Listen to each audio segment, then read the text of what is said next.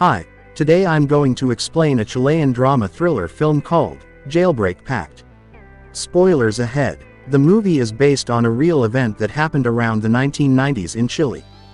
During the last years of the military regime, many protesters are imprisoned in a penitentiary in Santiago.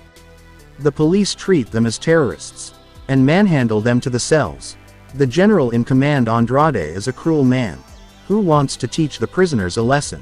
Inspector Braulio gathers them to give them an introduction to the life they are going to live from now on. Since their imprisonment falls under anti-terrorist law, they will be monitored 24/7 and, if found spreading any kind of propaganda, they will be sentenced to death. A group of 5 protesters led by Leon is also among the prisoners. They have come to the prison with the intention of escaping.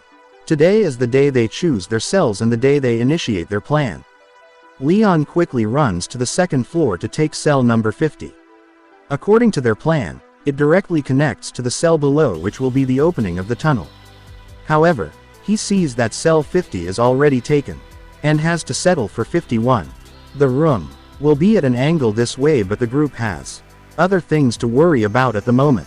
The prisoners settle into their new lives, some taking up hobbies like carpeting, cooking, singing, and so on. During an hour-long break time, Leon, Raphael, and German discuss the plan. Leon is an architect and the mastermind of the mission.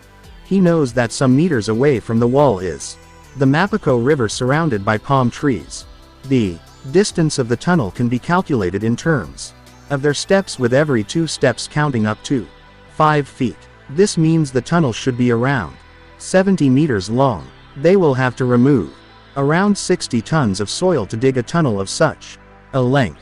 But the question remains, where can they put all that soil without the guards noticing? As the trio discusses the plan, a fellow prisoner, Paulo, watches them. Later, he approaches Raphael and asks to be involved in whatever they are trying to do. The trio trusts him and includes him in the group. In the following scene, they are in the ground floor cell, which is supposed to be the opening of the tunnel. They have to make a hole in the wall and create a block out of the residue. That way, they can hide the hole using the block when they aren't working. Then, Leon looks for a place to hide the tons of soil. A guitarist gets a hint of this and offers him a screwdriver. He is also included in the plan. After that, using the tool, Leon tries making a square hole in the ceiling. In the next few days, they have to keep the banging as low as possible, even though the guitarist is outside, singing songs to cut the noise. With the last hit, 2 blocks of cement fall from the ceiling and make a mess. Leon quickly asks the others to bring eggs and lime to make a mixture that will look like a block and close the hole. The team divides the task and gets to work, but just then, the guitarist sings a specific song indicating that the guards are doing a surprise check. Leon checks the hole and is satisfied to see that the loft area is enough to hold any amount of soil. After that, he makes the block just in time and covers it with the poster of a woman. When the guards check the room, they do not think much of the posters. One guard tries taking it off but stops because the girl is wearing too many clothes in his opinion. It has now been 34 days since the prisoners got to the prison. It is also a visitors' day when their relatives get to come and meet them for some time. Raphael gets to spend time with his wife, but they get into an argument because she didn't bring the kids. Following the meeting, the group continues making a better block that won't be suspicious even if the guards get a view of it. They do this by filling a hollow box of wood with cement. When the block is ready, they start hammering the wall that is supposed to be the opening of the tunnel. The cell is filled with residue cement. When they are informed of the inspector's arrival, they quickly clean up the mess and pretend to be working. Fortunately for them, the guard doesn't look around before walking away. To ensure safety, Leon blasts a radio and continues hammering the wall. After it is big enough, they fit the block inside and make it look seamless. The remainder of the soil residue is packed in a bag and taken to cell number 51. There, Leon puts it on the loft over the ceiling, hiding it where the guards would never think to look. This goes on for the next few days. The guitarist always waits outside the cell to keep an eye on who comes and goes. The other 4 take turns digging the tunnel. The soil residue is put into different bags on different days to be taken to the upper floor and dumped on the loft. Then, the cement blocks are used to close both the holes and keep them hidden. The group maintains enough social presence so they don't seem suspicious. Still, a smart prisoner named Oscar sees that they follow the same routine every day, in a way that seems unnatural to him. On say 77, Leon measures the length of the tunnel they have dug till now. He is disappointed to see that it is not enough at all. At this rate, they will take years to complete the task, which means more opportunities for the guards to catch them. Leon registers that they are lacking manpower. Later that day, German is doing the daily chore of bringing soil to the upper floor. But this time, he is stopped by a guard and asked to show what is in the bag. He nervously does so, but the soil is in the lower compartment, covered by his personal belongings. The guard asks him to come to the office and German keeps the bag away before following the orders. Upon reaching the office, the guard offers him nude magazines for money. German sighs with relief and is glad that the meeting wasn't about something else.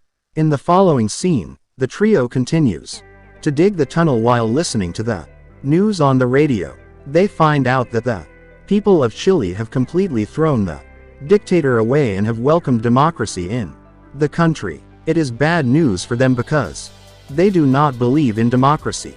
The news only makes them want to work harder, so they can go outside quickly and turn everything around before their leader gives up. On day 86, Leon gathers up the prisoners who are waiting for the death penalty. He shows them the progress they've made on the tunnel, before telling them every detail of the plan. The group instantly decides to help them and is added to their team. Working at night is not feasible because of the noise, so they start working 2-hour shifts per person during the day. They take the smallest measures to ensure they aren't caught.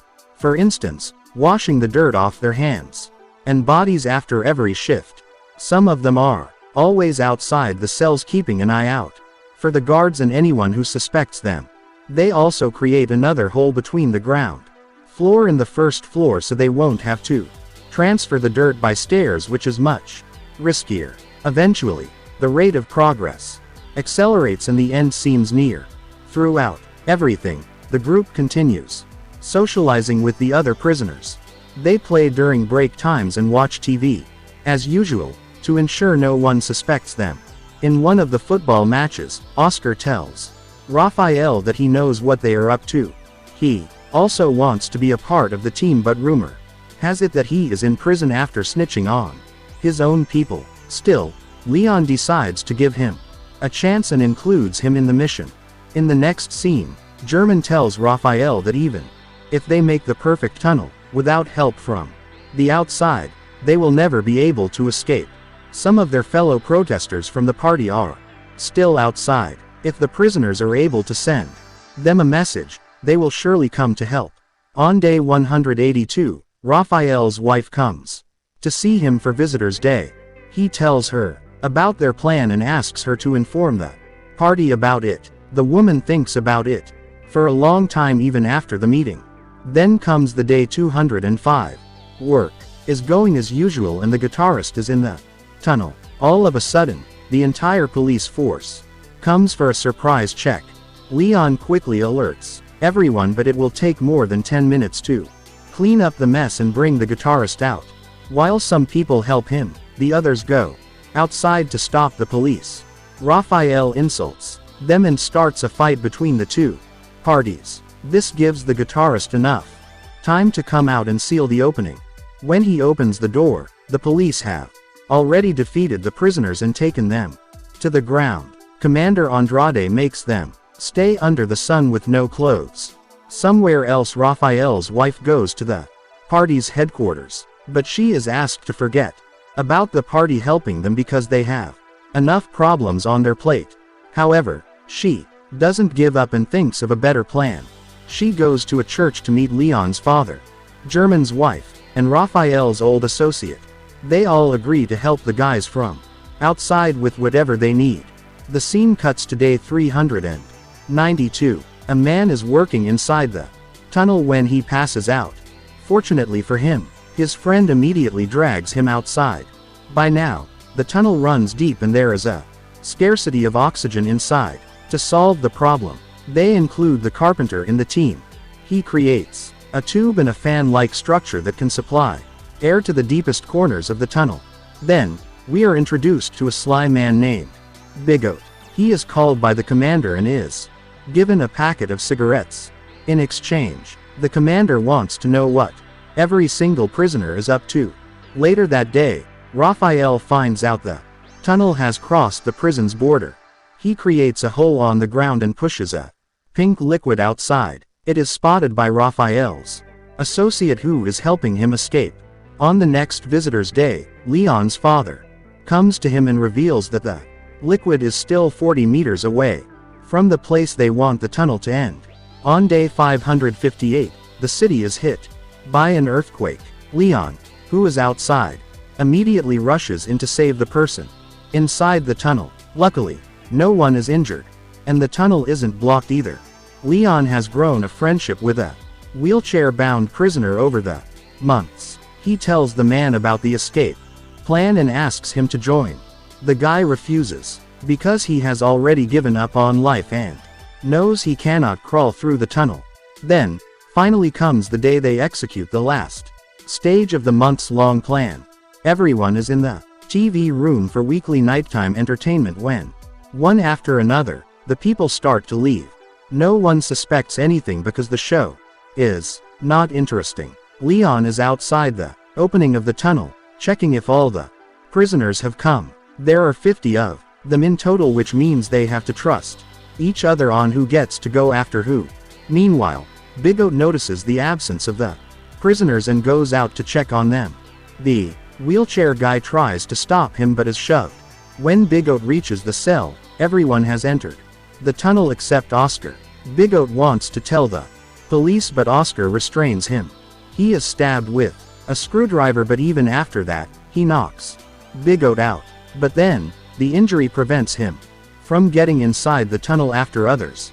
The remaining 49 of them are lined up inside the tunnel waiting for the people from outside to open the other end. Raphael's friend does so and they come outside one after another. Raphael's wife has already prepared a change of clothes for all of them. After changing, they hide by the river until a bus arrives to pick them up. They immediately board the bus. But German is worried about Oscar. He asks them to wait for a while and goes to fetch him. Back in the prison, the rest of the criminals find out about the tunnel and enter it. The police reinforcements arrive and gather the remaining prisoners. In the bus, the siren is heard, so they decide to drive away without German and Oscar. Seconds later, German arrives and says that Oscar never came out of the tunnel. Because they cannot return to check on him, they simply drive away. Meanwhile, some other prisoners are able to escape, but most of them are dragged out of the tunnel. We see Oscar crying in jail and cursing his fate. The commander gets the news and loses his mind. On the bus, all the escapees are given money and fake IDs. Following that, they are dropped in different parts of another city in a group of 3. In the end, Leon wishes Raphael goodbye and walks away to start a new chapter of his life. This is how 49 prisoners escaped a heavily guarded prison after 18 months of digging in 1990. This movie ends here. Thank you.